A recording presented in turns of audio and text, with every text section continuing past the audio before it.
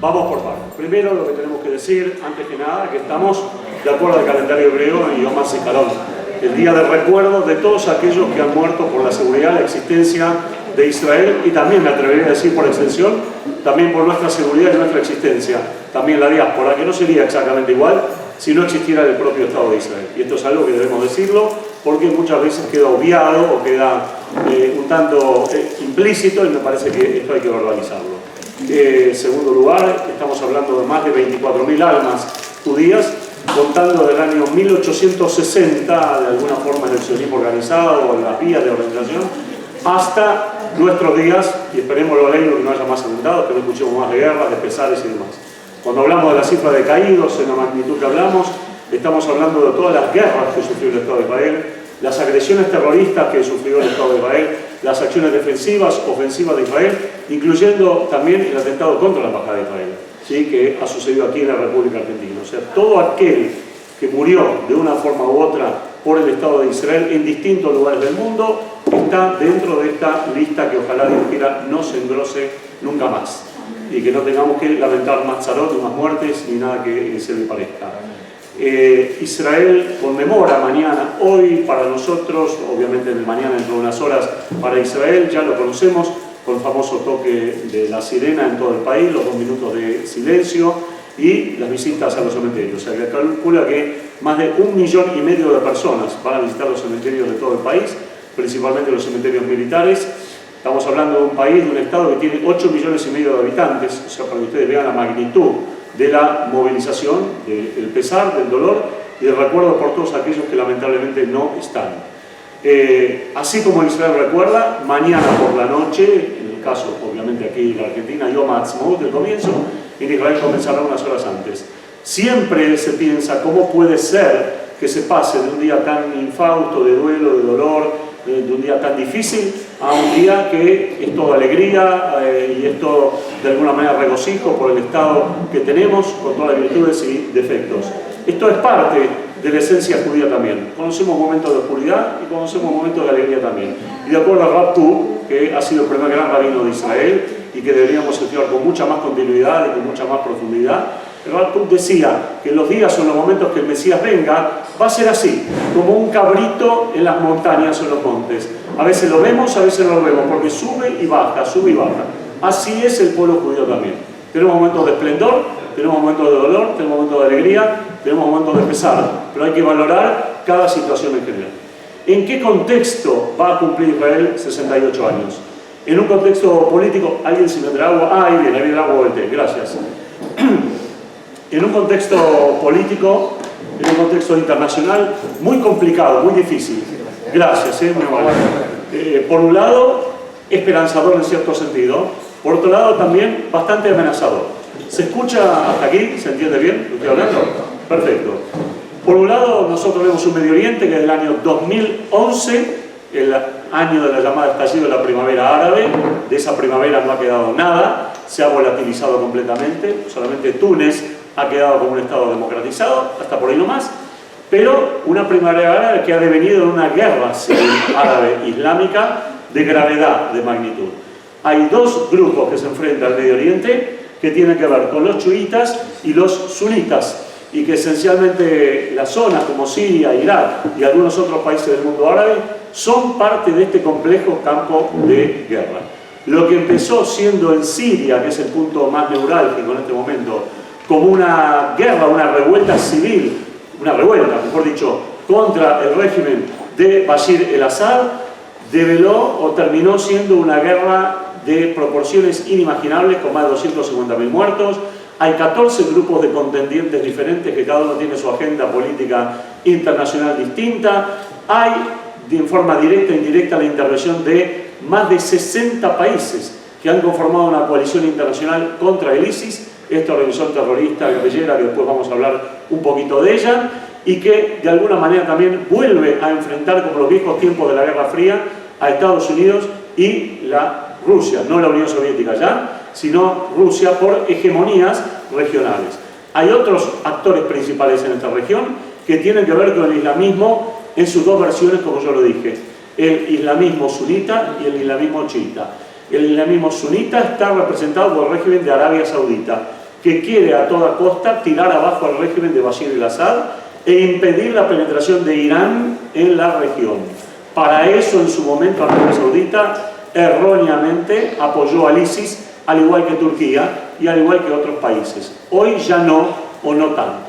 Del otro lado tenemos a Irán, que es el otro contendiente, que es chiita, apoyado por Hezbollah, apoya al actual régimen sirio y trata de que haya una continuidad y que las tropas de Bashar al-Assad, el régimen oficial, ganen esta guerra civil que empaña completamente a Siria. Pareciera que el bando se está inclinando en este momento a favor de Irán, Hezbollah y del gobierno sirio en función de los resultados que vemos, pero realmente muchos somos los que pensamos que el mapa del Medio Oriente va a cambiar completamente. Siria se va a dividir en 2 o 3 regiones, Irak va a ser dividido en 3 regiones como estaba antes en los años de la Primera Guerra Mundial, que no existía Irak, que fue un invento británico, y que evidentemente va a cambiar completamente la geopolítica regional que estamos viviendo en la región. Hoy estamos viviendo situaciones muy excepcionales en la región, que tienen que ver con el hecho que hay un cambio de paradigma, un cambio de roles, especialmente de los Estados Unidos, y especialmente Estados Unidos de la era Obama. No sabemos qué puede pasar si Donald Trump puede llegar a ganar, cosa que no creo, pero no sabemos en definitiva por el momento qué es lo que puede llegar a pasar. Lo que sí, de alguna manera, sabemos es que Estados Unidos ha decidido poner en un segundo plano en la región del Medio Oriente a sus aliados históricos como Arabia Saudita, Egipto, Turquía e Israel y priorizar un acuerdo de seguridad, de paz, entre comillas, de distensión, entre comillas, con Irán, con N, a cambio de que Irán renuncie a su poderío nuclear, tal como se ha comprometido en los acuerdos que se han firmado hace algunos meses atrás con las distintas potencias regionales. Si esto va a funcionar o no, el tiempo lo dirá. Yo soy un poco escéptico respecto a la actitud que ha tomado Estados Unidos, pero sin duda que este retroceso político de Estados Unidos ha sido claramente aprovechado por Rusia para poder volver al escenario que perdió en la época de la Guerra Fría, y por Irán, que se ha expandido en Irak y se ha expandido en Siria, complicando notablemente, en ese sentido, al Estado de Israel. Porque, obviamente, el ISIS es un problema, pero es un problema manejable. En cambio, Irán representa lidiar contra un Estado que está a 1500 kilómetros de distancia, pero que ahora quiere tener fronteras entre Siria e Israel. Y además, si a esto entramos a jugar, que el gobierno sirio ha dicho que para que haya un acuerdo de paz en Siria debe entrar en el plano de las negociaciones el Golán, que es una zona estratégica para Israel. Esto es una astuta jugada, obviamente, del régimen sirio para tratar de salir bien parado de la región y tratar de involucrar a Israel también en un problema que a Israel debe serle por el momento ajeno. Lo que sí es que hoy somos testigos ante este cambio de paradigma, ante esta actitud tan rara de los Estados Unidos de dar la espalda parcialmente a sus aliados históricos, somos testigos de un acercamiento increíble, notable, de algunos países árabes de la región al Estado de Israel. No hablo ya de Jordania y Egipto, que tienen relaciones pacíficas con Israel desde hace mucho tiempo y se sienten amenazados por el ISIS y por todo el entorno de desequilibrio regional. Hablo esencialmente del hecho de que estos países árabes, Arabia Saudita, Kuwait, Dubái, los Emiratos Árabes de la zona, ven en Irán el enemigo principal y no ven en Israel el enemigo principal. Con lo cual han empezado a desarrollar una política de acercamiento secreto al Estado de Israel desde hace 2 años y medio atrás, que están empezando a florecer, no a la vista quizá, pero sí a través de ciertas informaciones y de ciertos datos que uno se va enterando. El hecho que Israel le haya ofrecido a Arabia Saudita de dotar al régimen saudí del famoso sistema de misiles cúpula de hierro, que tanto resultado le ha dado a Israel con los propios palestinos en la Franja de Gaza, está hablando de un cambio excepcional en la región, que no tenemos realmente dimensiones hasta dónde esto puede llegar, a punto tal que empuja el problema palestino en un segundo plano. Esto es un poco una introducción a este tema, a esta pregunta de cómo se está viendo el conflicto en Siria e Irak en este momento y en qué puede devenir. Pasemos, esencialmente, un poquitito a qué es el ISIS y cómo se lo enfrenta. Desde hace 2 años y medio atrás La palabra ISIS ha surgido con mucha fuerza y con mucho temor en el mundo occidental por las atrocidades que son públicas y que obviamente hemos conocido a través de videos, de la televisión, etcétera, etcétera. El ISIS como agrupación, EIL o Estado Islámico, etcétera, es una agrupación sunita, o sea, teóricamente más cercana a Arabia Saudita, a otros países, que fue armada de alguna manera en su momento por Arabia Saudita y Turquía para contrabalancear la influencia iraní en la región, sin contar con participación de tropas leales al régimen saudí directamente en la región, ¿sí? Frenar a Irán a través de esta agrupación. Pero esta agrupación terrorista se desmadró completamente y tuvo objetivos propios que nacen de su propia radicalización, lo que está pasando en Irak.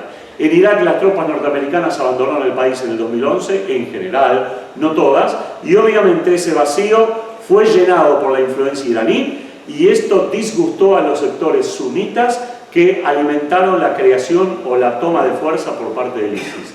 Ya estaba presente en Irak la red Al-Qaeda, y el ISIS es un desprendimiento más severo de la red Al-Qaeda de Osama Bin Laden, que fue eliminado por Estados Unidos en el 2010, y por lo tanto es una agrupación que le declaró la guerra a muerte a yazdíes, a los kurdos, a los cristianos en la región. Si no se la tomó con los judíos, es porque prácticamente no quedan judíos en el mundo árabe o en las zonas que el ISIS domina hasta el día de hoy. Solamente esa es la única explicación.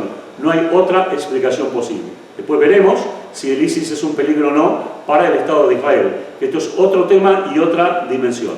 El ISIS, como agrupación violenta, ha logrado en su momento, hace 2 años atrás, tomar casi el 30% del territorio iraquí y del territorio sirio, dado que el ISIS tiene un entrenamiento profesional que proviene del ejército iraquí desmadrado en los años de la guerra civil que hubo en Irak. Además, el ISIS se nutrió de mucha gente de Occidente, de mucha gente capacitada que venía de Bélgica, de Francia y que se islamizó, pero el islamizarse no los llevó a olvidar sus conocimientos de computación, de informática, de robótica, y han puesto todo su conocimiento al servicio del ISIS. Es increíble, pero realmente es así.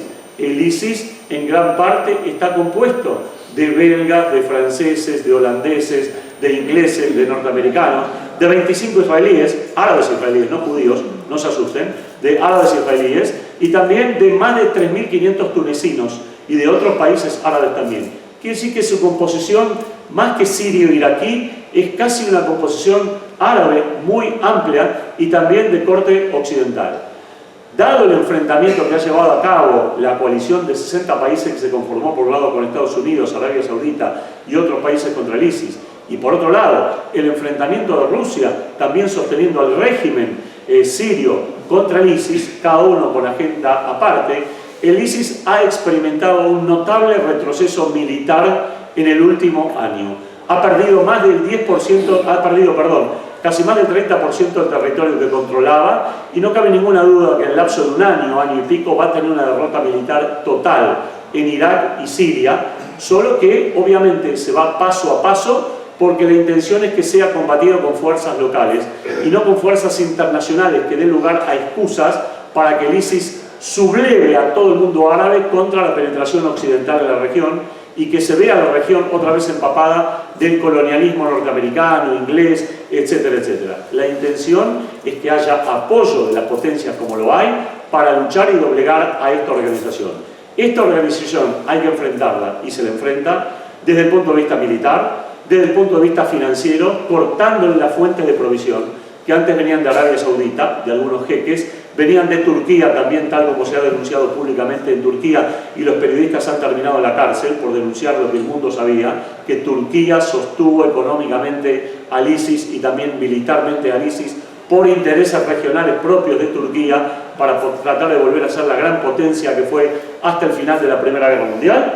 Y también tenemos que tener en cuenta esencialmente la cuestión de que el ISIS se ha alimentado desde el punto de vista del secuestro de mujeres y la venta de mujeres, el hecho de haber tomado rehenes occidentales y negociarlos en Occidente por varios millones de dólares, la venta de productos provenientes de destrucción de ruinas arqueológicas, aunque les parezca mentira, apareció un mercado negro también de compradores de productos arqueológicos que el ISIS en su momento destruía y que después se dieron cuenta que era mejor preservar en parte y tratar de venderlo al mercado negro de los traficantes de, ya digo, ya no de armas, sino traficantes de arqueología, de restos arqueológicos. El ISIS también se ha alimentado de petróleo. Hoy no es su fuente principal porque los pozos que supo ocupar de Siria y de Irak fueron bombardeados. También los camiones cisternas que llevaban petróleo a Turquía por caminos alternativos. Y fíjense qué cuestiones paradójicas o locas que se dan con el ISIS. El propio gobierno sirio que está enfrentado al ISIS le compraba por terceros comerciantes petróleo que el ISIS robaba del gobierno sirio. O sea, el gobierno sirio recompraba su petróleo robado y terminaba alimentando al ISIS porque necesitaba petróleo para abastecer a sus propios tanques de guerra, su propia aviónica, etcétera, etcétera. Esto se terminó a grandes rasgos también porque los pozos petroleros del ISIS están apagados, sellados, de una forma u otra están neutralizados en su mayor parte y las rutas que llevaban en camiones cisterna el petróleo de diversos lugares están controladas por los aviones rusos y por los aviones norteamericanos que participan para sellar cualquier venta de petróleo. De manera tal que el ISIS ha tenido que hacer grandes recortes económicos en los salarios que le pagaba a su propia tropa fanatizada, pero si bien la tropa estaba fanatizada, cuando llega el momento del dinero parece que el fanatismo también empieza a evaporarse. Hay deserciones importantes en el corazón del ISIS. Y esto es importante tenerlo en cuenta también, porque realmente esto también va a llevar al desmoronamiento de la agrupación. Pero, ¿qué es lo que pasa? Acá hay otro problema.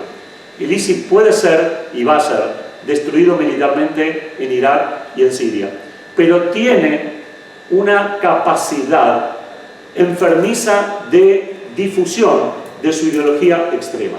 Es decir, el gran problema ahora del ISIS es la capacidad ideológica que tiene para contaminar la mentalidad de la gente. En este caso, de gran parte de la población europea. El ISIS ha infiltrado a través de redes de comunicación a distinta gente musulmana o no musulmana en Europa y la ha cooptado para llevar a cabo su propia agenda. Ahora, el ISIS lo que está disponiendo ahora, ¿cuál es su estrategia?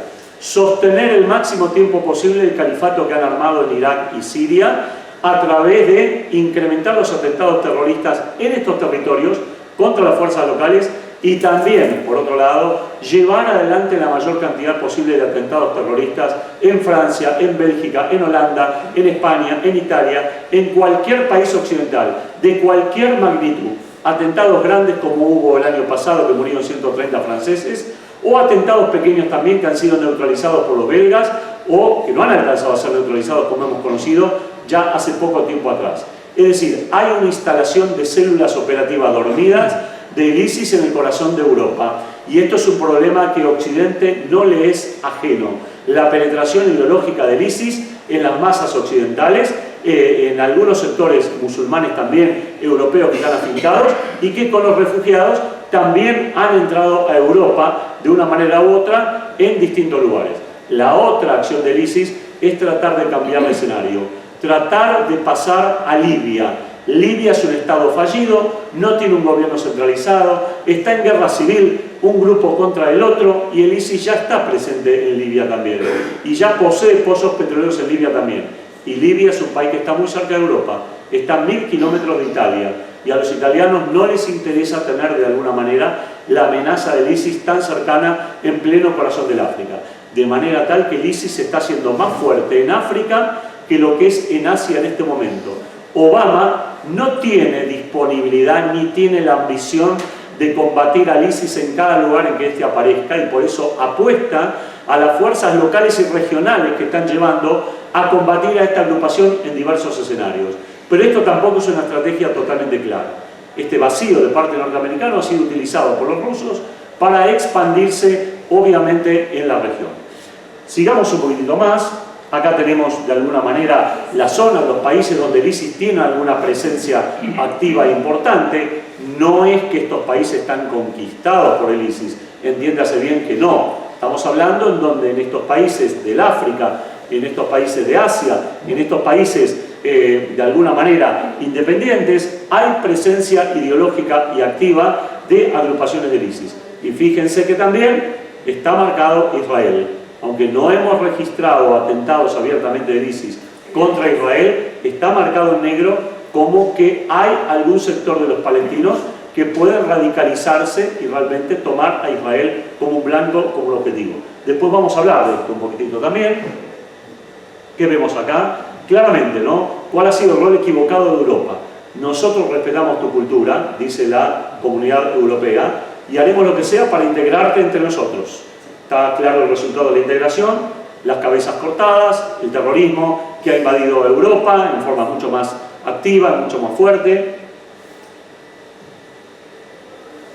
Y obviamente un problema que los europeos se han creado por no haber establecido un filtro a la propia inmigración, a la propia gente que ha llegado al corazón de Europa, por estos valores occidentales defendidos a ultranza, pero que aquí le han jugado una muy mala pasada, que obviamente otros países del mundo no están en condiciones de repetir, ni quieren repetir. Ni siquiera países como Polonia, Ucrania, Lituania están aceptando olas migratorias, no por un tema de deshumanización, sino por un tema que no quieren importar un problema que tiene que ver con la presencia de grupos islámicos radicalizados en su propio territorio. El Islam está en expansión en Europa y hay países europeos que quieren frenar en sus fronteras esa expansión. Por más que se trate de la Unión Europea, donde 28 países han formado fronteras comunes, esto corre peligro, porque evidentemente hay países que no comulgan con esta idea de que haya fronteras comunes cuando hay una amenaza terrorista latente de mutar de país en país.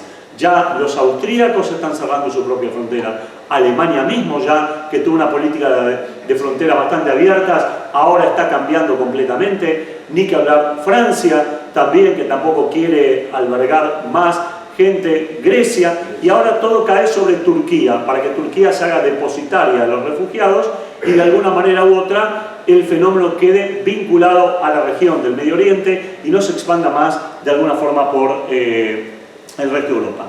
¿Por qué estalló la intifada un poco de los cuchillos? Esta llamada intifada que ahora, a Dios gracias, se está apagando. Hace ya bastantes semanas que no escuchamos de acciones de terror abierta, pero sí hemos escuchado de acciones de Israel que han neutralizado a distintos grupos terroristas.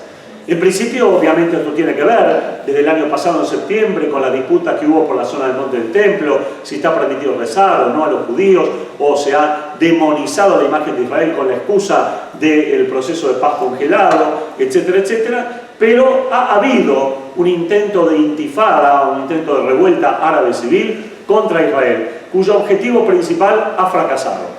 El objetivo principal era arrastrar a Israel al conflicto que estalló en toda la región y que Israel se vea involucrada por una pelea interna contra los palestinos que estarían de alguna forma u otra dominadas por los sectores duros. Es verdad y es cierto que esta intifada tuvo algo de control por parte del Hamas islámico, pero también tuvo mucho de espontaneidad suicida de parte de grupos sectores musulmanes que son los que han recibido el influjo de que inmolarse en nombre de Alá está muy bien, si uno se lleva al infierno a los judíos o lo que fuere, y esto es lo que yo decía, la penetración ideológica del ISIS, el problema ideológico que tiene que ver con la inmolación, que si bien no es nuevo entre los palestinos, porque recordamos los atentados suicidas, han habido cada vez más acciones recordatorias de lo que es el ISIS, desplegamiento de banderas del ISIS en los territorios, grupos árabes israelíes que han tratado de enrolarse con el ISIS en territorio sirio, a través de Turquía, que fueron detenidos por Israel. Es decir, Israel vive de una manera u otra esta situación colateral al problema que está pasando en todo el Medio Oriente, en la propia región. Ahora, de alguna manera, también lo que tenemos que decir es que en los últimos tiempos los servicios de inteligencia israelíes han logrado de una forma u otra desbaratar los atentados terroristas porque están contando con mucha mejor información que la que tenían antes. No puede Israel ni ningún país del mundo ofrecer un 100% de seguridad cuando una persona se levanta a la mañana, se mira al espejo y dice: yo salgo con un cuchillo a apuñalar al primer judío que se me presente. Ayer apuñalaron a 2 mujeres de 80 años de edad. Esto está demostrando la locura demencial de gente que obviamente no tiene intención de reivindicar esto como una causa de la fallida causa palestina por el Estado que no ha nacido. Pongamos las cosas en su contexto. El Medio Oriente está atravesando toda una situación de radicalización extremista, y hasta que esto no se apague, obviamente tampoco Israel va a estar exenta de este tipo de presiones que buscan arrastrarlo y llevarlo a este escenario regional complicado. Uno de los lugares donde el ISIS ha tenido fuerza notable desde hace 3 años para instalarse es un lugar riesgoso para Israel. Gracias. Es la península del Sinaí. Egipto, que tiene un gobierno militar que ha derrocado obviamente al gobierno anterior, que a su vez había derrocado el gobierno de Hosni Mubarak, que era amigo de Israel, tiene un problema grave en el desierto del Sinaí, porque grupos terroristas que actúan en el desierto del Sinaí, que responden a ideologías locales del ISIS, están atacando a soldados egipcios con bastante éxito. Hay una colaboración de seguridad e inteligencia muy importante entre Israel y Egipto. La frontera entre Israel y Egipto está sellada, blindada, pero cada tanto el ISIS trata de recordar que puede llegar al otro lado y dispara de tanto en tanto algún misil o algún ataque o algo contra Eilat o alguna amenaza para recordar que tiene alguna presencia. Pero hay que entender que el ISIS no se ha puesto a Israel como objetivo número 1. Simplemente estamos hablando acá de una actitud natural que Israel debe preservar la tranquilidad en sus fronteras. Para esto también Israel está ayudando a Jordania, que como ustedes podían ver en el mapa anterior, era como un país que permanecía de alguna forma u otra sin amenazas abiertas, pero hasta por ahí no más. El rey de Jordania es un rey que gobierna sobre una mayoría que no es una mayoría que represente al gobierno jordano, y han habido incidentes con algunos sectores del ISIS, pero los jordanos no han dudado en repelerlo. De todas maneras, la estrategia de contención de Egipto, Jordania, Israel y Arabia Saudita para contener al ISIS en esta versión afiebrada está dando resultados en la región.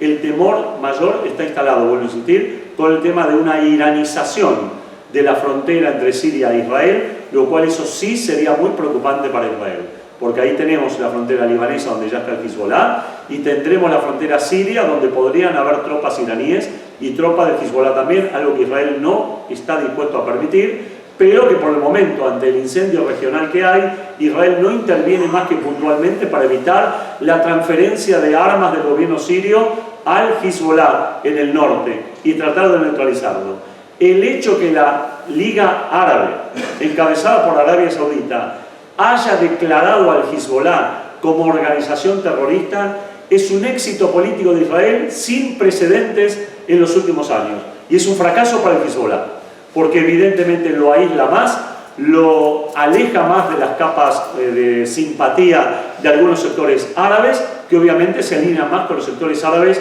realmente tradicionales. Por supuesto que el Hezbollah sigue gozando de la simpatía de Irán, pero todavía Irán está haciendo pie moderadamente en la región, porque tiene sus propios dolores de cabeza económicos y sus propias peleas internas dentro del propio régimen. Sigo adelante para dar lugar a preguntas de ustedes. Este es un poco de alguna manera el resultado hasta ahora, hasta el día de hoy. Está en hebreo, ahí ustedes lo pueden ver, ¿sí? De 331 israelíes heridos por esta intifada de los cuchillos. Ya la Filipina es un poquito antigua, lamentablemente hay más de 30 muertos en esta situación. La pregunta es, ¿ha dejado de ser Irán una amenaza para Israel? La respuesta para Israel es no. Si bien para Obama el acuerdo nuclear firmado con las demás 5 potencias e Irán es un acuerdo que posterga la amenaza nuclear iraní, Irán no ha dejado de ser una amenaza estratégica contra Israel. Irán lucha contra Israel a través del sostenimiento del Hezbollah, Irán lucha contra Israel a través del financiamiento del Hamas islámico y de otras agrupaciones, Irán lucha contra Israel a través de la infiltración y de la posibilidad de realizar ataques de distintos grupos en distintos lugares del mundo. Y obviamente también Irán lucha contra Israel porque la amenaza balística iraní contra Israel no ha cesado. Anteayer mismo Irán probó un nuevo misil. Irán tiene una gran capacidad misilística, no nuclear, en cuanto a dotar a los misiles de una cabeza nuclear, que alcanza los 1.250 kilómetros, con lo cual impacta o podría impactar sobre Israel. Ante esto, Israel desde hace mucho tiempo que viene desarrollando misiles antimisiles, viene desarrollando también tecnología satelital para poder neutralizar a Irán. Israel, no tengan ninguna duda ustedes que cuando Israel crea necesario que neutralizar la amenaza iraní, lo va a hacer con o sin permiso, obviamente, de Estados Unidos. Es verdad que Irán representa una amenaza militar importante Pero en el actual contexto político, en donde el mundo árabe le ha pedido a Israel a los gritos que neutralice la amenaza iraní, eso es un punto a favor muy importante para Israel. Fíjense a dónde hemos llegado, que el mundo árabe tradicional ve más en Irán una amenaza que lo que ve en Israel. Y esto obviamente pone a los palestinos en un segundo plano completamente. Porque una cosa es hacer como hacían antes los árabes permanentemente, decir, sí, estamos dispuestos a reconocer a Israel si resuelve el problema palestino. Ahora el mensaje ha cambiado. Nosotros estamos dispuestos a dialogar y reconocer y hablar con Israel y cuando puedan resuelvan el problema palestino. No es lo mismo. No es lo mismo de ninguna manera, porque saca o corre un poco de la agenda bilateral al tema palestino, que Europa lo tiene enfocado como un tema importante y que los palestinos van a llevar a las Naciones Unidas y van a tratar de obtener una resolución satisfactoria para ellos, y ahí tenemos un dolor de cabeza importante en Obama. No, ya dejo luego las preguntas, ya terminamos. No sabemos si Obama va a tomar la actitud tradicional de siempre, de que Estados Unidos ha vetado cualquier resolución desfavorable contra Israel. En esta oportunidad, dada la mala química que hay entre Obama y Netanyahu, es probable que pueda optar la administración de Obama por tener una actitud de neutralidad, lo cual ya una neutralidad significa un alejamiento de Israel ante esta posición. Eso es riesgoso y muy grave políticamente para Israel, y hay que ver cómo se va a poder manejar en la Asamblea. Acá están detalles del acuerdo nuclear con Irán, que después podrán ver, no tiene mayor importancia. Yo quise hacer un paneo general de las distintas situaciones que hay, no sé si lo he logrado o no. Vamos a dar lugar ahora a las preguntas, a las dudas, a las inquietudes que ustedes tengan. Así levantamos la mano. ¿Por qué los países árabes no le ayudan a Israel con el asunto de los palestinos? ¿Cómo va a ser? Ya que necesitan tanta tecnología de Israel. No entiendo la pregunta. ¿Cómo los países árabes no ayudan a Israel con el tema palestino? ¿Qué tipo de ayuda estamos hablando? No entiendo la pregunta. Que los alberguen a ellos, qué sé yo, no sé. No, a ver, vamos por partes. El mundo árabe, desde que el problema palestino surgió con fuerza en 1948, cuando los palestinos no aceptaron la existencia de Israel, y cuando 6 países árabes invadieron Israel, el mundo árabe enfrenta el llamado problema de los refugiados palestinos. Tenemos palestinos que están en campamentos de refugiados en Jordania, hay en Siria, en menor cantidad en Egipto, en menor cantidad también en el Líbano. Están dispersos. Pero en general, el mundo árabe ha cerrado las puertas a una resolución política del problema palestino en territorio árabe. Más bien ha volcado sobre Israel el peso o la idea de que es el Estado de Israel el que tiene que resolver esencialmente esta cuestión. Los palestinos son la bandera visible que los árabes siempre han levantado en su lucha contra el Estado de Israel como un caballito de batalla. Pero evidentemente en los últimos tiempos se está corriendo de la agenda internacional por los cambios regionales importantes que había. Hoy, algunos sectores del mundo árabe empiezan a entender que el paso que Egipto y Jordania dieron en cuanto al reconocimiento del Estado de Israel no es mala palabra y no implica para ellos abandonar la causa palestina. Implica tratar de darle a Israel seguridad que hasta ahora Israel no tiene. Si Israel logra poder dividir lo que es el problema iraní por un lado, el problema con los árabes por otro y el problema palestino por otro lado, podrá enfocar mejor la resolución de cada uno de estos problemas. Mientras todos estos problemas estén presentados, todos en su conjunto, vamos a estar en una situación delicada y complicada. Israel debe dividir esto, debe tratar de manejar esto con 3 agendas totalmente diferentes. Está empezando a tener un poco más de comprensión en algunos sectores del mundo. No así, lamentablemente, todavía en Europa, del cual Israel todavía depende bastante por la cantidad de votos de países amigos en Naciones Unidas y en otros ámbitos políticos, donde el discurso palestino es muy fuerte. En países como Inglaterra, en países como Suecia, países como España y hasta en países como Estados Unidos, donde directamente en distintos claustros universitarios ya no está tan a favor la población norteamericana de decir incondicionalmente estamos con Israel. Ya no hay una incondicionalidad como existía antes. Ya los palestinos han triunfado en la idea de la demonización del Estado judío.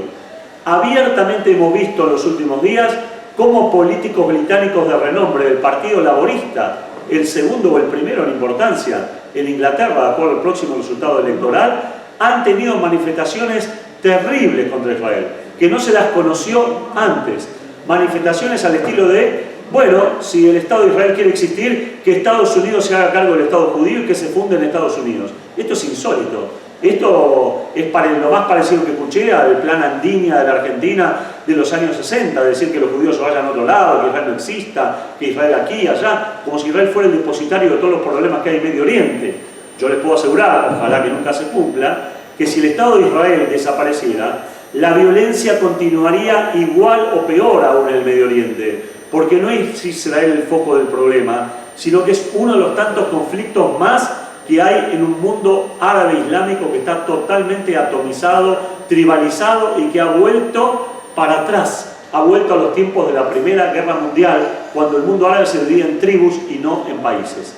El mundo occidental quiso dividir al mundo árabe en países y todo lo que está pasando ahora demuestra que fracasó rotundamente. Irak no es un país, Irak es 3 países. Es un país chiita, es un país sunita y es un país kurdo. Siria también es un país alawita, es un país chiita, es un país sunita y es un país kurdo. Y van a tener que buscar la manera de ver cómo realinean los límites para poder coexistir de una forma u otra.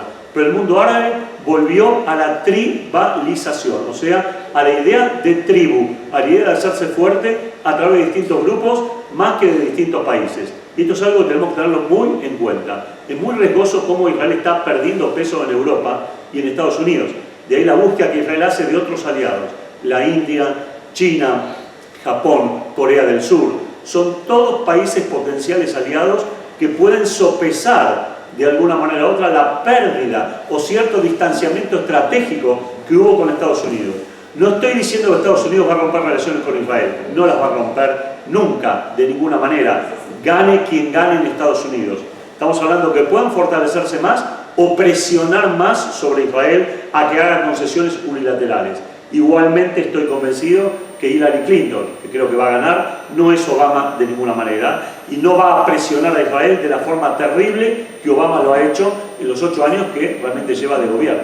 Hay una mano se levantaba acá, después ahí al fondo. Sí. Yo quiero agregar 2 cosas. Uno, el impresionante avance tecnológico científico de Israel, como por ejemplo que están logrando de alguna manera detectar los túneles que tanto aquejan a Israel desde el sector de Gaza. Y por otro lado, el hecho de que el contacto que en este momento tiene Israel con China, abriendo un canal tan impresionante, pensemos los miles de millones, 1.500 millones de chinos, con una pequeña parte que haga de turismo, se han establecido acuerdos de educación, de tecnología. Es el tercer país fuera de China, que China tiene como un reconocimiento especial y abrieron, digamos, canales especiales, ¿no es cierto? Y yo creo que esto es, digamos, surge de un trabajo muy subterráneo de Israel, porque cuando nosotros vemos estos hechos, es porque, como bien dijo usted antes, es un trabajo de 2 o 3 años, tipo hormiga, que logra estos hechos que cuando uno los ve queda impresionado, porque, como le decía antes, Israel en 68 años, si Dios quiere, ha pasado de ser un punto en el mundo 10 veces la población y ha llegado a lo que eso es la potencia, es la emoción que uno siente como judío en el mundo. Sí, yo quiero agregar algo a lo que usted dice, que es lo siguiente. Israel tiene una ventaja cualitativa muy importante. Israel lamentablemente no tiene profundidad territorial, es decir, cuando alguien dice Israel debe ceder, Israel debe retroceder, Israel debe entregar, Israel no tiene a dónde, claro, cuándo, cómo, en un país que tiene 15, 20, no tiene la profundidad estratégica como para entregar, a menos que haya un acuerdo marco de un Estado palestino desmilitarizado, pero esto ya es otra cuestión que los palestinos tampoco ni siquiera quieren escuchar hablar. Pero no importa acá esta cuestión. La ventaja cualitativa que tiene Israel se llama la tecnología. Israel es uno de los países número 1 en el mundo en materia de tecnología, no solamente a nivel médico, a nivel odontológico, a nivel educativo, comunicacional, a nivel militar. La magnitud de los desafíos que Israel puede enfrentar es muy, muy impresionante. Cuando acá se hablaba justamente del tema de los túneles, y cada vez hemos sido testigos de desprendimientos y hundimientos de túneles que el Hamas islámico está construyendo con mucho esfuerzo, Israel en 2 días se lo tira abajo, y Egipto también, Egipto ha inundado túneles también, un túnel de 3 kilómetros de extensión, Egipto lo ha inundado. Acá estamos hablando de que el terrorismo en alguna manera, o en algún sentido, es parecido al delito común, en algún sentido. Fíjense ustedes, En la Argentina hubo en algún momento un grave problema de salidera de los bancos. La gente salía con su dinero de los bancos y alguno de adentro decía, denunciaba y alguien con la moto lo robaba. Ese tema de salidera parece haberse terminado porque se le encontró una solución. Hay tabiques, se neutraliza, nadie puede hablar por celular en el banco, hay un mejor control. Ahora habrá otra modalidad delictiva que reemplaza esta. Será el robo así, el arrebato, la entradera a la casa. Se le encontrará también una solución. Así es el terrorismo. El terrorismo tiene desafíos, golpea hasta que se le encuentre una solución a ese problema. Pero la lucha contra el problema es constante y es permanente. Lo importante es que se pueda uno adelantar a la lucha y tratar de minimizar el impacto que pueda hacer sobre su población. Israel siempre ha tenido justamente el prurito de que por más que el mundo opine como opine, Israel no va a poner una mejilla y después la otra mejilla, porque esa es la visión cristiana, no es la visión judía, ni la visión israelí, ni la visión realista. La visión realista significa antecederse a golpear al terror y buscar todos los medios posibles para neutralizarlos, de manera tal que obviamente no puedan llegar a lograr los objetivos que ellos realmente quieran. En esto está Israel. Pero, obviamente, a nivel político, Israel debe desandar ciertos caminos, debe fortalecer y seguir por este camino de buscar aliados regionales diferentes, porque se lo voy a decir lamentablemente con una mano al corazón. Europa está perdida para Israel desde el punto de vista de una alianza geopolítica de aquí a los próximos 25 años. La magnitud del crecimiento de la población islámica en algunos países europeos es realmente impresionante. Hoy por hoy, el 12% de los habitantes de Londres son musulmanes. La elección de un musulmán como intendente de Londres no es una casualidad. Es verdad que ustedes me van a decir que es un hombre moderado, que es un hombre que tiene diálogo. No tengo ninguna duda al respecto de sus buenas intenciones. Pero ¿saben qué? Las buenas intenciones fracasan después, porque el mundo árabe ya nos ha dado claro ejemplo de que detrás de la moderación viene el fracaso de la línea moderada para venir la línea dura. Entonces, hoy Europa, o gran parte de Europa, sobre todo Europa Occidental, es un continente o una parte del continente que está perdido como aliado para Israel. Israel lo sabe que es una cuestión de tiempo.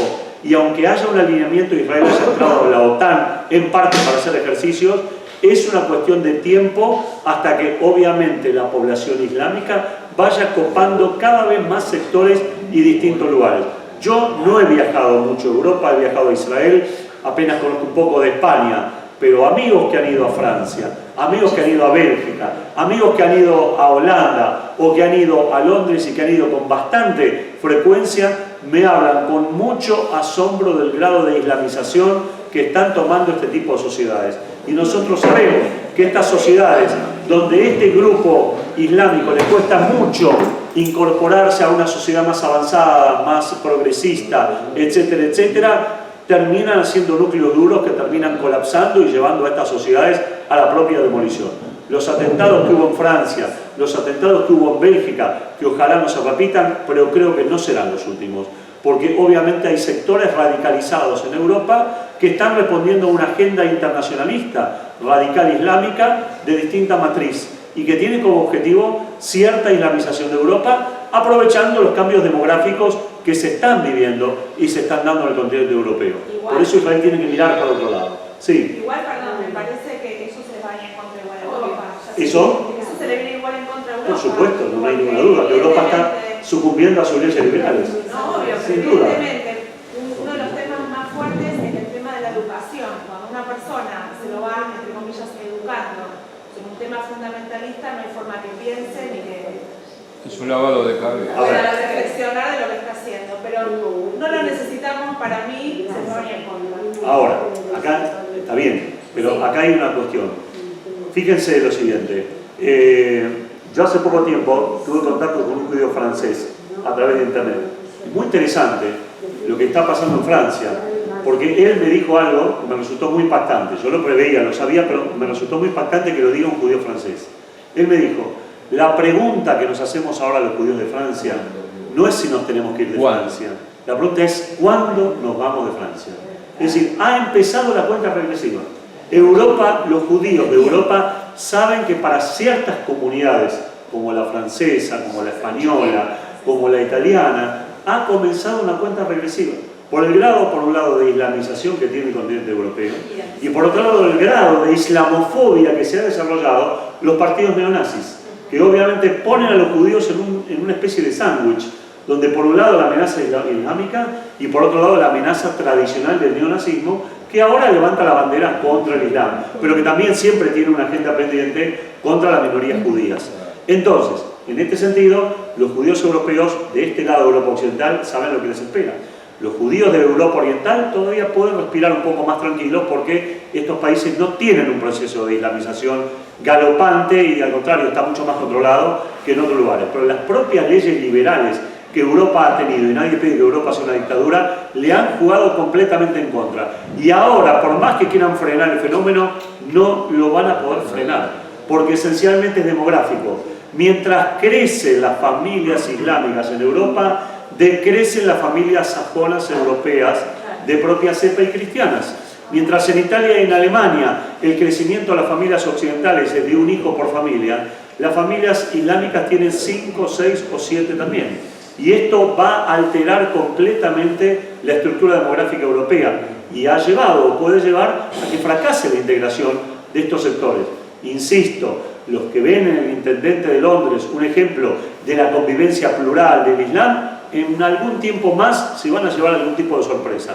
Es verdad que este hombre ha participado de un acto de Yom HaShoah con la comunidad judía de Londres, está perfecto, está muy bien y habla muy bien de la convivencia de ciertos sectores políticos del Islam en Europa, pero en el corazón de la propia gente no late ese sentimiento que este hombre quiere también expresar. Al contrario, muy por el contrario, la gente, las minorías europeas se sienten el avance del Islam en estos lugares y realmente no sé cómo Europa va a frenar este fenómeno.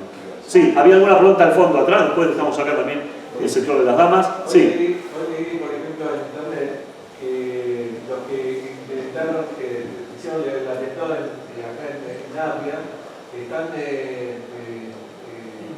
están ahora en Colombia. Por participar. Moshe Rabenu va a dirigir la delegación comercial. Hay que tener cuidado, digamos, ahora que quieren incursionar acá en Colombia. Igual tiene A ver, está con Venezuela. En primer lugar, que la presencia de musulmanes en América Latina no responde a los sectores chiitas, a los sectores sunitas, más vinculados al ISIS, etcétera, etcétera.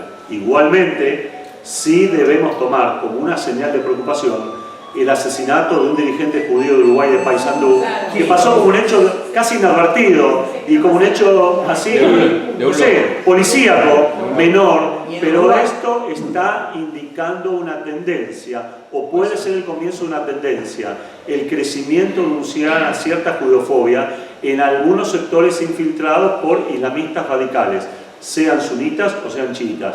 El tema con América Latina es que lamentablemente todos los regímenes bolivarianos que hemos venido sufriendo desde hace algunos años y que ahora, Dios gracias, lo digo así, están en retroceso, por lo menos en algunos sectores de América Latina, han cultivado también relaciones muy carnales y muy estrechas con Irán. Y le han abierto la puerta, tanto en Venezuela, como en Bolivia, como en Ecuador en menor medida, y también en Nicaragua, a una penetración iraní del continente. Esto en parte ha sido frenado por el fracaso que vive Venezuela al día de hoy, que va a tener sí o sí que cambiar de gobierno en el próximo año, porque Venezuela no resiste más. Y evidentemente esto implicará también un cambio geopolítico en la región. Estados Unidos comienza a darse cuenta que ha perdido o ha tenido o estado a punto de perder su llamado patio trasero, que era Latinoamérica, y ha empezado ahora a jugar con otros regímenes que tienen otro tipo de concepción. La Argentina de Macri, Chile de alguna manera de Bachelet también, Perú también de alguna manera, Colombia. Yo no creo de ninguna manera que Moshe Rabani vaya a ser agregado de nada en Colombia, porque tiene una alerta internacional que indicaría que si se lo detecta, lo tienen que detener. Y Colombia no va a ser Bolivia, que dejó ir a Baidi y le avisó que tenía que irse, sino que evidentemente Colombia lo va a detener porque tiene fuertes nexos con Estados Unidos y fuerte importancia. No me parece de ninguna manera, no descalifico la información, puede ser un tanteo, una exploración de algo, de acercamiento, porque insisto, las relaciones entre Venezuela e Irán no están cortadas, pero están deterioradas porque Venezuela no puede responder de la manera que Irán necesitaba que le responda. Y además Irán también ha cambiado de régimen. No tiene el régimen anterior, que era mucho más agresivo, de Ahmadinejad y era más expansionista, sino que ahora Irán trata de establecer cierta contemplación hacia las grandes potencias, aunque no ha cambiado en gran parte su discurso fuertemente anti-israelí, lo ha silenciado parcialmente en algunos sectores, pero no ha cambiado. Solamente algunos piensan que obviamente Irán tiene un cambio de fondo. No hay cambio de fondo en Irán. Sigue teniendo una política fuertemente ambiciosa en todo el Medio Oriente y una agenda anti-israelí claramente marcada también por la presencia más fuerte de Irán en Siria. Han muerto en estos días 12 soldados iraníes luchando contra el ISIS también. O sea, para Israel, el ISIS o Irán, en definitiva, aunque sean dos amenazas que luchen entre sí, es como para preguntarle a un ser humano, bueno, ¿qué diferencia hay entre una neumonía bilateral y alguna pulmonía? Es decir, las dos son enfermedades muy peligrosas y por lo tanto para Israel en este caso que se peleen entre ellos es una ventaja bajo todo punto de vista. Hezbollah hoy no puede establecer un frente de guerra, de batalla abierto contra Israel. Primero porque obviamente está involucrada en Siria en una guerra civil interminable. Segundo porque Irán tampoco lo quiere, porque Irán tiene que mostrar el rostro bueno hacia Occidente porque ha firmado un acuerdo. También el gobierno libanés, que está afectado por el Hezbollah, el Líbano no quiere un nuevo enfrentamiento con Israel. Israel ha dado también claras señales que si hay un enfrentamiento entre Hezbollah e Israel, Israel no se va a limitar a atacar sectores claramente del Hezbollah, sino que lo va a tomar como una agresión del Líbano hacia Israel, lo cual es totalmente cierto, porque yo no puedo traer de invitado a mi casa a una persona que arroja piedras contra mi vecino y decirle a mi vecino, no es mi culpa, es mi invitado el que está arrojando piedras. No, es mi culpa. Si el gobierno libanés no tiene los cojones necesarios para sostener y controlar el Hezbollah, se va a tener que hacer cargo, obviamente, de lo que implica esto. En este sentido, Hezbollah no va a abrir un frente contra Israel de ninguna manera a corto plazo, porque geopolíticamente no están dadas las condiciones para abrir un frente. Sí le importa al Hezbollah y sí le importa a Irán tratar de establecer una base fuerte de apoyo en Siria, para tratar de rodear a Israel en ese sentido. Y eso es algo que Israel no va a poder permitir, ni tiene que permitir de ninguna manera. Hay que anular la presencia iraní y del Hezbollah en Siria. Esto es una condición sine qua non para Israel, porque eso sí es un tema bastante peligroso. Sí, ¿hay alguna pregunta por acá? Sí. Volviendo al tema del antisemitismo en Latinoamérica, Sí. ¿qué pasa con las manifestaciones, las últimas manifestaciones en Chile? En Chile, contra sí. Israel, En la colonia contra el Gran. sionismo y demás. En Chile hay un tema que es el siguiente. En Chile pasa lo mismo que está pasando lamentablemente en ciertos claustros universitarios de los Estados Unidos o de Gran Bretaña o de España. Hay intentos exitosos de boicot de Israel. Hay una organización internacional que nació en 2005 llamada BDS, B larga DS, B larga de boicot, D de desinversión, S de sanciones. Es una organización macro que junta a 171 ONG del mundo, muchas de ellas son palestinas, otras no, son de izquierda, otras son ecologistas, verdes, etcétera, etcétera, que son fuertemente anti-israelíes y son fuertemente judeofóbicas también.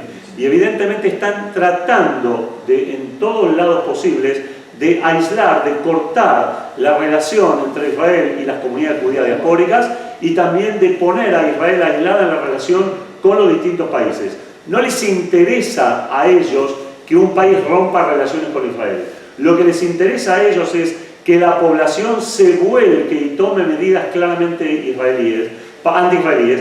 ¿Para qué? Para que los gobiernos después se hagan cargo del sentir de la población.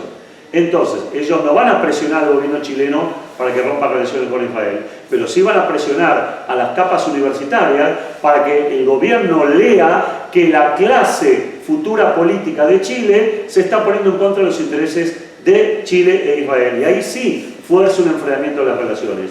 Eso también pasa en Brasil, que también en San Pablo han habido problemas universitarios, está pasando en Uruguay con algunos sindicatos y va a pasar también acá en Argentina en algún momento cuando deje de capearse el temporal económico que está envolviendo a los argentinos, y algunos otros sectores intenten también llevar aguas para su propio molino. Es decir, la idea del BDS es muy delicada y esto debe estar en las agendas institucionales de las comunidades judías. En la Argentina todavía no hemos tomado registro de esto, ni la DAIA, ni las instituciones grandes, la AMIA no es su área, pero también debe contemplar de que va a haber grupos que van a trabajar para tratar de boicotear, para tratar de generar desinversiones, para tratar de aislar a Israel, y esto lo va a hacer muy fuerte.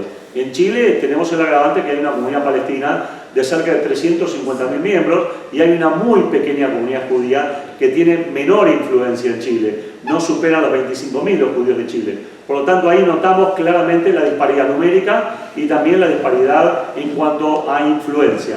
La comunidad palestina en Chile es poderosa, es influyente, influye sobre distintos gobiernos y lo es mucho más que la propia y pequeña comunidad judía de Chile. Hay preocupación de los judíos de Chile y la verdad que tiene motivos realmente para preocuparse, ¿sí? Ni que hablar, obviamente, en distintos campus universitarios de Estados Unidos, donde también el BDS está tratando de volcar. Y lamentablemente siempre utilizan a los tontos útiles.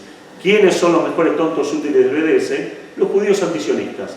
Los intelectuales judíos antisionistas de izquierda, Sand, Ilan Papé y otros, hacen el rol de conferencistas y dan charlas contra el Estado de Israel y hablan de la opresión israelí y hablan del ejército de Israel como ejército nazi. Es decir, utilizan todas las muletillas que han incorporado los sectores neojudeofóbicos que hay en el mundo y que evidentemente lo están utilizando con cierto éxito. Es decir, esto hay que prestarle mucha atención porque es una campaña política muy fuerte que también le juega en contra a los propios palestinos también, porque esto no va a ser más que endurecer la actitud de Israel ante cualquier proceso de paz incipiente. Sí. Sí. ¿Cuándo piensa que se va a restablecer las relaciones con Turquía? ¿Con Turquía? Con Turquía se viene trabajando ya desde hace más de un año y medio, ya secretamente, en establecer las relaciones. El actual contexto geopolítico favorece la mejoría de relaciones entre Turquía y Israel, porque Turquía necesita, de una forma u otra, que Israel, Arabia Saudita y Egipto formen un bloque de poder contra la influencia iraní en la región, como lo dije antes. Turquía, por otro lado, tiene ambiciones regionales también, y Turquía no abandona el hecho de querer y sostener, apoyar al Hamas. Turquía quiere que Israel adopte una actitud más liviana hacia el Hamas islámico. Israel, por motivos obvios, opina que no lo puede hacer, y este es el gran punto de escollo por el momento para el restablecimiento de embajadores en ambos lugares. Las diferencias que hay respecto a cómo manejarse con el Hamas islámico, a donde Turquía sigue sosteniendo que la mejor forma de aislar al Hamas de Irán es tratar de volcarlo para el campo sunita, es decir, para el lado de Turquía, para el lado de Arabia Saudita, para el lado de este lugar. Israel no lo entiende así y entiende que esto es peligroso también, cualquiera de las dos inclinaciones que tenga. Esto es casi lo último que falta. Por otro lado, Israel ha pedido mayores medidas de seguridad para la comunidad judía de Turquía, que está también atravesando problemas bastante importantes. Ustedes saben que en Turquía en el último año hubo 7 graves atentados terroristas. Algunos rozaron a la comunidad, pero la comunidad está en la mira de algunos sectores extremistas islámicos también que anidan en Turquía, sean del ISIS o sean de algunos pro-iraníes o pro-sirios, no importa ahora, o pro-kurdos, están a la expectativa también. Les digo solamente un pequeño detalle que en algún momento quizás debería ser tomado en cuenta por las escuelas judías acá. ¿Saben cómo opera y cómo maneja la única escuela judía que creo yo que hay en Estambul o en Ankara? No recuerdo, creo en Ankara. La única escuela judía que hay, la escuela, cuando los chicos vienen en el micro no para en la puerta y deja a los chicos. El micro entra a la escuela. Abren un portón como si fuera un garaje, el micro entra a la escuela, se cierra el portón blindado y ahí bajan los chicos. Y esto es lo que hay que hacer. Así se vive hoy en Turquía, la pequeña comunidad judía de Turquía, por influencias del extremismo islámico que está viviendo en Turquía también. El régimen de Erdogan es un régimen fuertemente contradictorio. Por un lado quiere acercarse a Europa, pero por otro lado maneja una agenda extremista islámica muy fuerte, muy nacionalista islámica, muy fuerte, muy importante, y quiere encabezar la reconstrucción del antiguo imperio otomano, a expensas obviamente de la demolición de Siria, como está sucediendo ahora, que es la ambición natural de Turquía de expandirse hacia Siria. Esta es algo que está pasando ya en los últimos años. Sí, allá al fondo. Con respecto a lo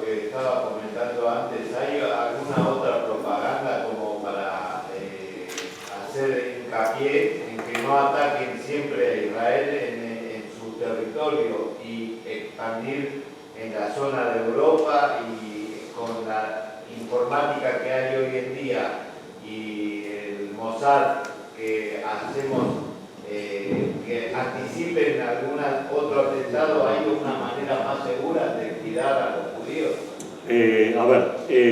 Desde el punto de vista de las acciones que se estén haciendo respecto a cómo cuidar a las comunidades judías del mundo, no lo sé. Es un tema obviamente muy delicado y que tiene que ver con cada una de las daiyas locales, ver cómo se maneja ese tipo de situación. Por supuesto que hay una interacción entre Israel y distintas comunidades del mundo, pero esto está focalizado en aquellos lugares en donde la comunidad está mucho más expuesta, hay mayor relación. Por ejemplo, el atentado que hubo en Bélgica pudo quizás de alguna manera ser evitado o minimizado porque hubo ciertas alertas de seguridad de Israel hacia el gobierno belga, que los belgas no tomaron en cuenta por ciertas sensaciones de endurecimiento en las relaciones con Israel. Por esto que yo decía que Europa tomó un camino fuertemente pro-palestino. Entonces no se prestó atención a ciertas alertas en áreas de seguridad. Israel tiene gran cooperación en materia de seguridad con distintos países europeos. Es decir, a pesar de que políticamente Europa le esté dando la espalda a Israel, en materia de seguridad se sabe claramente que es muy importante la ayuda de Israel por el lugar que Israel ocupa y por la eficiencia que Israel ha tenido en la detección en la lucha antiterrorista. Israel hoy puede exhibir claramente que desde el año 2004-2005 no ha tenido atentados suicidas de gravedad, porque ha logrado neutralizar distintos atentados de terroristas suicidas. No puede decir lo mismo Turquía. No puede decir lo mismo Egipto, no puede decir lo mismo Arabia Saudita, no puede decir lo mismo Siria. Ningún país de la región lo puede decir, ni Bélgica, ni lo puede decir tampoco, obviamente, Francia, que son potencias importantes dentro de Europa. Es decir, Israel tiene dispositivos de seguridad importantes, pero tampoco pensemos que el Mossad es un Superman que puede estar en todos lados, y también pensemos que la seguridad de la comunidad judía de cada país descansa dentro de la propia comunidad y descansa en la relación de la comunidad con el gobierno local. No podemos pensar que Israel cuide nuestras instituciones. Israel puede asesorar en lo que es el cuidado, o puede advertir, o puede establecer relaciones políticas mejores, peores, con tal o cual gobierno. Pero pensar que las instituciones judías van a ser cuidadas por Israel es un acto que no se corresponde. Israel tiene prioridades bastante importantes con sus propias instituciones y con sus propias embajadas en diversos lugares del mundo. Hay diversos atentados que se pudieron haber cometido en Georgia, en la India, y que no se cometieron gracias a que la seguridad israelí ha podido desbaratarlos. Y eran atentados de origen pro-iraní. Así que evidentemente esto es un tema a tomar en cuenta. El último atentado que se pudo cometer contra un objetivo israelí con cierto éxito fue en Bulgaria, en el año 2012, y lo hizo gente del Hezbollah con la ayuda iraní, pero el atentado ya ha sido esclarecido también y detenidos algunos de los responsables. Y está comprobado que fue gente del Hezbollah. Sin embargo, Europa no toma todavía medidas radicales contra el Hezbollah, porque hay algo que intimida mucho a los europeos, que es el temor al Islam radicalizado.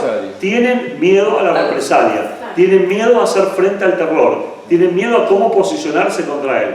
Entonces, contra el Estado que lucha contra el terror, descargan y hacen esa catarsis respecto a lo que ellos no están haciendo o no hacen lo suficiente. Ese es un tema. Europa, en la guerra contra el terrorismo, debía haber tomado una iniciativa o iniciativas que hasta el momento no ha tomado y sigue estando más a la defensiva. Claro, considera Siria como un campo de batalla, pero no es Siria el único campo de batalla. Hay que pensar qué va a pasar con Libia, e Italia lo tiene que pensar muy bien porque es un problema a corto plazo que están haciendo entre Libia e Italia.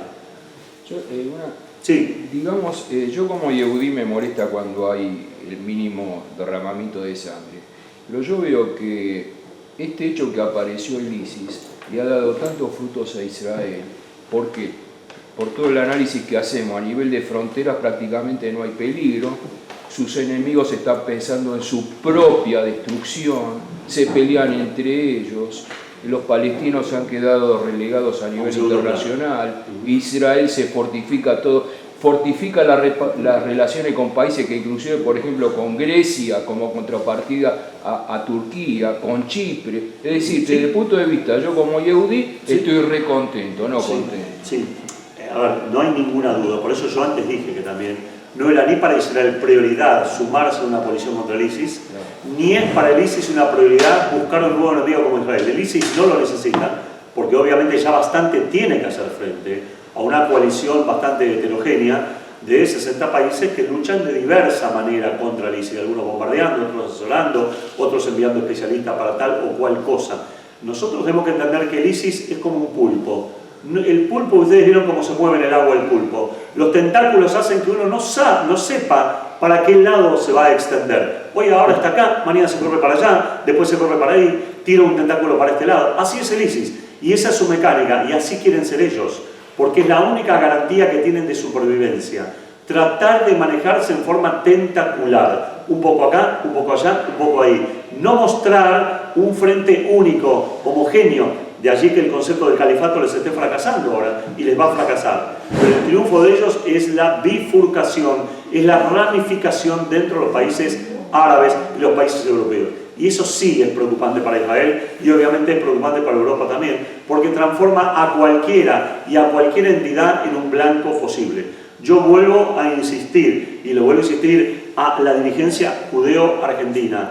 El asesinato de un dirigente comunitario en Uruguay no debe ser soslayado y minimizado y solamente manejado como un hecho policíaco.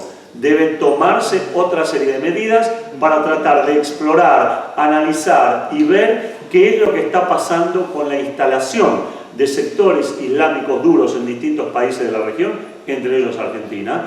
Vemos en el 11 algunas mezquitas que han proliferado. No estoy diciendo que esta gente sea culpable de nada. Lo que estoy diciendo es que ya hemos tenido experiencias en 2 terribles atentados. No necesitamos un tercero, provenga de donde provenga. Y por lo tanto hace falta desarrollar distintas tareas de seguridad que deberán manejarse, obviamente, desde las entidades comunitarias, con la buena relación que hay con este gobierno, que hay una química mucho mejor que con el anterior, que teníamos divergencias ideológicas muy claras y muy evidentes, tanto desde lo judío como desde lo propio israelí. Ahora es distinto. No es que Macri sea pro-israelí, o Bullrich sea pro-israelí o no pro-israelí. Hay una actitud de acercamiento hacia Occidente y no de acercamiento hacia países impresentables. Y eso nos tiene que poner nosotros, obviamente, de este lado de la bandeja y no del otro lado. Hay que prestar atención a eso también. Ahora, poner el gobierno una actitud positiva hacia Occidente, ¿no también jugar en contra de la comunidad judía? Sí, tenemos riesgos. Si nosotros pensamos que como judíos no tenemos riesgos, realmente tenemos riesgos. El judío que vive en la diáspora tiene los riesgos propios de la política del gobierno que tome el gobierno de turno. Así como en su momento pudimos decir que quizás los 2 atentados terribles que sufrió Argentina tienen que ver por Menem, que viajó a Israel y aquí y allá. Está bien, esto puede ser cierto o no, no lo sabemos hasta que se esclarezcan los atentados. Pero lo que sí podemos decir, hay una cosa que para mí es certera. El terrorismo no puede dictar la política exterior de un país. Y el terrorismo no puede intimidar la vida de una comunidad. Si nosotros hemos aceptado vivir acá en la Argentina, bueno, vivimos acá con los riesgos que trae aparejado vivir en la Golá, en el exilio, en el Galud. Son los riesgos que tiene y que siempre ha tenido. ¿Que estamos viviendo en un siglo mejor que otros? Sí. Nuestros abuelos y bisabuelos la pasaron mucho peor que la que pasamos nosotros. Pero tenemos que saber que los riesgos existen. Sí existen en Israel, como lamentablemente vemos y hemos visto, con más razón existen para el judío de la diáspora. A mí me dicen, no, pero Israel es inseguro porque mirá, hay 35 israelíes que han muerto acuchillados de aquí y de allá y salir a la calle. Bueno, pero también podría decir que aquí en la Argentina, en un solo atentado murieron 85 personas. O en mega atentados han tenido la capacidad de hacer más desastres. Y también sabemos que siempre hay personajes indeseables de acá que se reúnen con lo peor que tiene la Argentina. Entonces, la diáspora nunca va a ser segura para el judío. Si el judío cree que en la diáspora puede estar tranquilo y tomar distancia y decir que porque estoy aliado de este y no me identifico con Israel en esto, está equivocado. Es una política a corto plazo. Sí, y lo digo esto no desde el punto de vista espiritual, porque uno es un judío creyente, pero sí desde el punto de vista pragmático. Si dejamos como judíos solos a Israel, nos quedamos nosotros solos. Esto es la primera regla que debemos aprender y debemos entender. La alianza entre los judíos e Israel no puede ser cortada por los enemigos de Israel o del pueblo judío. Esto sería el peor error que nosotros cometeríamos. Y eso es algo que ya en la Argentina hay algunos judíos que quieren que esto suceda. Que la agenda judía vaya por un lado y la agenda israelí vaya por el otro. Azul, prohibido 100%. Si hay problemas así, va a haber muchos más problemas de la otra manera. Eso se los puedo sellar y se los puedo firmar. Eso tengámoslo en cuenta. Y a nivel local tenemos que recordar que hay figuras como el ministro de Bienestar Social, ¿no? de Medio Ambiente. Que bueno, este es alguien que ha arribado al poder por una misión de poder. Son los enemigos internos. Bueno, pero esto es un problema interno que nosotros también tenemos que arreglar. Hay otros enemigos. Hay otros enemigos internos con muchísima más fuerza en la comunidad que consideran que hay un problema judío y un problema israelí. Y claro, no, sí, claro. Y están vestidos diferentes. Sí, no. Y llega a la cabeza a muchísima gente que lo sigue pensando que eso es así, cuando realmente si el Estado de Israel existe es porque acá yo los judíos existen. No, por eso digo, nosotros acá como judíos argentinos tenemos que trabajar mucho internamente en la comunidad para cambiar ciertas formas de pensar de ciertos sectores judíos que realmente tienen que asumir que el Estado de Israel, con todo lo bueno y lo malo que tiene, es el Estado de Israel. Es una garantía de existencia y de seguridad. Y que además, no hace falta ni que lo diga en esta casa, pero no hay lugar en el mundo que se estudie tanta Torá como se estudia en Israel en este momento.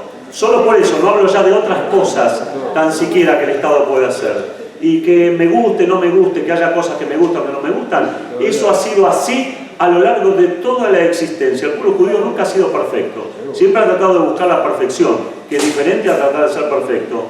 Y antes de tratar de mirar el tzitzit del otro, tendríamos que tratar de revisar los nuestros propios, a ver cómo están, en qué estado se encuentran. Así que tratemos de no dictarle a otros lo que deben hacer o dejar de hacer, y tratemos de hacer las cosas como nosotros tenemos que hacer, en función de buscar un criterio de unidad, y que Israel, como Estado judío, sea la cabeza del pueblo judío, como realmente yo pienso que debería ser. ¿Sí? La última, por favor, por tiempo. Sí. La comunidad de color. La comunidad de color que está ahora, que está floreciendo, que la estamos viendo mucho en Once y acá en la zona de Flores. ¿Es cierto que es de origen musulmán? Son nigerianos, son senegaleses, muchos de ellos son cristianos, otros son musulmanes. Sí, otros son musulmanes. El tema que hay con ellos, que esto lo debería ver muy bien la gente de seguridad de la DAIA, el tema que hay con ellos es que gente de las mezquitas vecinas en la zona del Once está trabajando mucho con ellos para traerlos a sus mezquitas. Ojo, cuidado ahí con este tipo de gente, porque son gente que está en forma precaria en el país, son gente que no tienen un sustento adecuado, son gente que podrían sucumbir a ciertas tentaciones y de repente ciertas cosas que se ven en otros lugares del mundo podrían quizá con el tiempo empezar a verse aquí.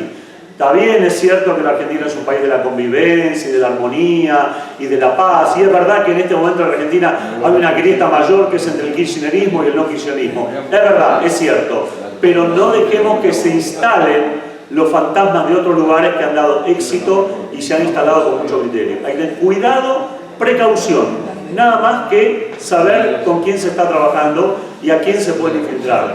Ya los árabes y los musulmanes no son más los tontitos que perdieron la guerra de los 6 días o la guerra de Yom Kippur por aquello y por lo otro. Trabajan con muchas herramientas, inclusive herramientas de captación, herramientas informáticas, herramientas que tienen que ver con captación psicológica, con lavado de cerebro, y lo hacen muy bien. Y eso Europa da un ejemplo de familias que han perdido a sus hijos y dicen, ¿cómo? Si mi hijo tenía todo, y tenía todo, ¿cómo es que fue a pelear contra el ISIS? ¿Cómo fue que fue allá? ¿Cómo terminó en ese lugar alguien que era feliz acá? Bueno, esto tiene que ver con manipulación psicológica y técnicas de captación que ellos trabajan muy bien, y no solamente con cuestiones religiosas. Hay que tomar recaudos contra ese tipo de cosas, porque el terrorismo no comienza cuando se pone la bomba, el terrorismo comienza con el adoctrinamiento, y eso es lo que hay que combatir y cercenar, y su fuente de financiación, obviamente, y aislarlo políticamente, cosa que creo que con este gobierno tenemos esa tranquilidad o esa garantía, creo yo. Espero realmente no estar equivocado en ese sentido. Les agradezco la atención, nos veremos en otra oportunidad.